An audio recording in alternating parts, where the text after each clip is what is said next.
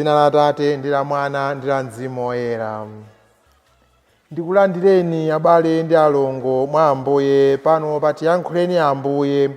Lero ndi lachisanu la Mulungu wa 30 pa chaka.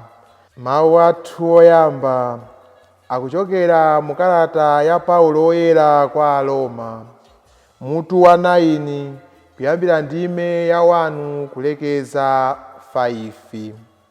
Amene akutiwerengera mawu oyamba ndi Lusubiro Mwamulima wa utumiki wa ana kuchokera ku St. Joseph the Waker Cathedral mu Diocese ya Karonga. Mthenga wabwino ndi monga momwe analembera Luka woyera, mutu wa 14 kuyambira ndime yoyamba kulekeza 6.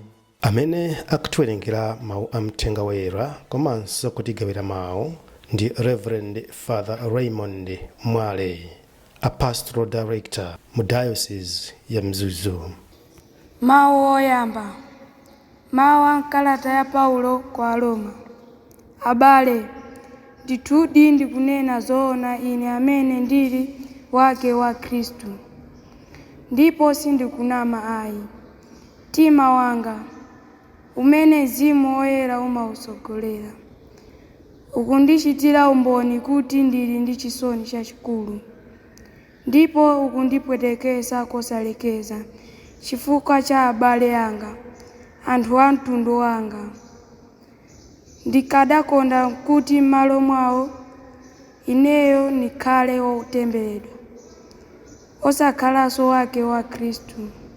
Iwowa ndi Aisraeli, amene Mulungu adawasankha kuti akhale ana ake, ndipo adawapasa ulemerero. Mulungu adachita nawo mapangano, ndipo adawapasa malamulo ake, adawaphunzitsa mwambo wa chipembedzo, ndipo adawapasa malonjezo ake. Iwowa ndi zidzukulu za makolo athu akale aja, ndipo mpulumutsi olonjezedwa uja ndi wa mtundu wawo. Kunena za umunthu wake, Mulungu amanena amalamulira zonse. Alemekezeke mpaka muyaya. Amen. Mawu a Ambuye. Tithokoze Mulungu. Ambuye akhale nanu. Mawu a mthenga wabwino monga adalembera Luka woyera. Ulemu kwa inu Ambuye. Luka mutu wa 14 kuyambira ndime yoyamba kulekeza 6. Pa tsiku lina la Sabata Yesu ankadya kwa mkulu wina wa mgulu la Afarisi, ndipo Afarisi anzake ankampenyetsetsa. Pomwepo pamaso pake padali munthu wina wosatha kulankhula. Yesu adafunsa akatswiri a malamulo ndi Afarisi kuti, kodi malamulo amalola kuchiritsa munthu pa tsiku la Sabata kapena ayi? Koma iwo adangoti chete. Tsono Yesu adatenga munthuyo ndipo adamuchiritsa. Adamuwuza kuti azipita. Kenako adawafunsa kuti, ndani mwa inu bulu wake kapena ng'ombe yake itagwa m'chitsime pa tsiku la Sabata sangayitulutse pa Sabata pomwepo? Iwo adasowa poyankha. Mthenga wa Ambuye. Ulemu kwa inu Ambuye Yesu Kristo. Abale anga okondeka, Paulo oyera akufunitsitsa kuti anthu apulumutsidwe, makamaka anthu a mtundu wake. Paulo oyera akuzindikira kuona mmene Mulungu chauta adakomera mtima ana a Israeli anapasa udindo ndithu waukulu, udindo wothandiza ena kudziwa Ambuye Mulungu, udindo wowunikira, udindo wosogolera anthu onse kupita kwa Mulungu, kuzindikira Mulungu, kudziwa Mulungu. Koma iye chisoni ndithu chimamugwira poona kunena kuti iwo amene adapasida udindo umenewu akubwerera mbuyo. Kotero ankavomera, ankati kuti ineyo chabwino kulephera kwawo kubwere pa ine, mulandu wawo ubwere pa ine. Anthu awawa akadaphunzira, akadadziwa zabwino zimene anayenera kuti azichita ndi kumapitirira pasogolo.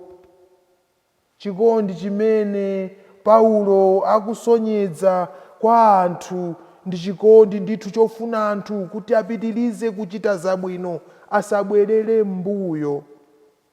Akuwaphunzitsa ndithu, akuwaonesa chikondi cha Mulungu, kuti Mulungu adawapasa, adawasankhula, adawapasa udindo, kotero kuti iwo ayenera kukhala umoyo wawo mmene udindo umenewu ukuyenera kukhala ndithu mboni zenizeni za mthenga wabwino. Abale anga okondeka, mwina inuyo ndi ineyo nafenso timachita zimenezi, tasanduka ake a Mulungu, koma basi nthawi ikamapita basi mwina timanyalanyaza, mwina timabwerera mbuyo, mwina timasiya nkhoswe osayikaponso nzeru, mpaka akazi athu kumati dandaula, amuna anga ine nasanduka wakatolika, nasanduka Mkhristu chifukwa cha inu, bwanji mukubwerera mbuyo? Amuna anga tiye tizipemphera, mkazi wanga tiye tizipemphera, tiye tizipita pasogolo za Mulungu osabwerera mbuyo. Tilimbikire ndithu. Udindo umene ndinawulandira ndi udindo wofalitsa uthenga wabwino. Pitani kachitireni anthu ena zabwino. Ndi zimene Ambuye Yesu akuphunzitsa mu uthenga wabwino, kunena kuti popereka chitsanzo chochiritsa munthu uyu pa tsiku la Sabata, akutiuza kuti inuyo bwanji mukukhala ndi mtima wolimba, wosafuna kuthandiza munthu amene muli nawo pafupi, koma inu ndinu yemwe mumachilimika ndithu kuthamangira kupulumutsa, kaya ndi ng'ombe zanu, kaya ndi nkhosa zanu, zikapezeka kuti zafikhala m'malo ena ake ovuta, simmawerengera kuti ndi la Sabata, koma mmachosamo, mmagwira ntchito. Ineyo ndapulumutsa mzimayi uyu, ndapulumutsa munthu uyu, ndamthandiza munthu uyu. Chikhale chifukwa Ambuye akutithandiza timvetse bwino kuti tichilimike. Uthenga wothandiza, wopulumutsa anthu ena ndi uthenga umene ukufuna liwiro, ukufuna machawi, kuti tisakhale ndithu wobwerera mbuyo. Tithandizane kupulumuka, tithandizane, tisogolerane, tifike pamaso a Ambuye, pamaso a Mulungu. Ubwino umene tauona tichitire anthu anzathu. Tisangosangalala kuti basi zabwino zizichitikira ineyo, ayi. Zomwe tiyankhula tizifunse nthawi zonse kuti kodi kuyankhula kumeneku kukuchitira ubwino anzanga?